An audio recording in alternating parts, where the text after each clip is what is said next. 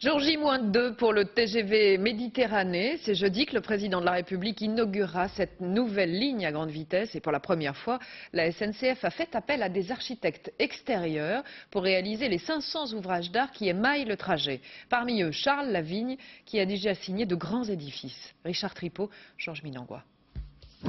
Combien de long? 1740 mètres. Et de hauteur? Une vingtaine de mètres au-dessus de l'autoroute. C'est l'architecte parisien Charles Lavigne, à qui l'on doit déjà le pont de l'île de Ré et le pont de Normandie, qui fut choisi par la SNCF pour concevoir le viaduc de Ventabren.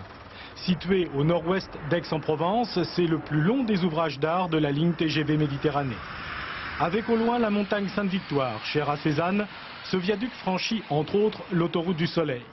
Malgré sa courbe et son apparente légèreté, ces 36 piles de béton supportent des trains lancés à plus de 300 à l'heure. Monsieur Lavigne. Voilà les deux hommes qui ont conçu Ventabren, l'ingénieur de la SNCF et l'architecte qui a parfois facilité le dialogue avec les riverains. On ne les a pas toujours accueillis à bras ouverts. Non, puisqu'il faut se rappeler que le maire ne voulait pas du TGV en général et d'un viaduc sur sa commune. Effectivement, nous avons passé beaucoup d'heures de réunion.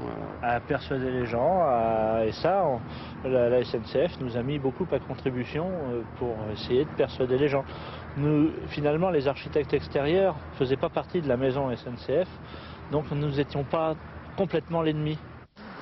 3 ans d'études et 2 ans de travaux ont été nécessaires pour réaliser cet ouvrage. 5 ans de concertation entre les techniciens et l'homme de l'art afin que le viaduc réponde à la fois à l'exigence esthétique et aux contraintes techniques. Sur cet ouvrage, le dialogue a été très constructif et notamment quand vous voyez l'extrémité des piles qui s'évasent, eh bien ça a été une recherche demandée par l'architecte et que l'ingénieur a su faire.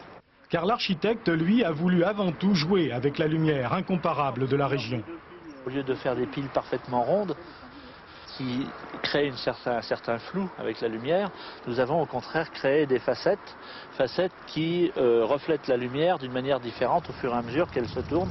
Lancé comme une colonnade romaine à travers la vallée, le viaduc de Ventabren a coûté 250 millions de francs.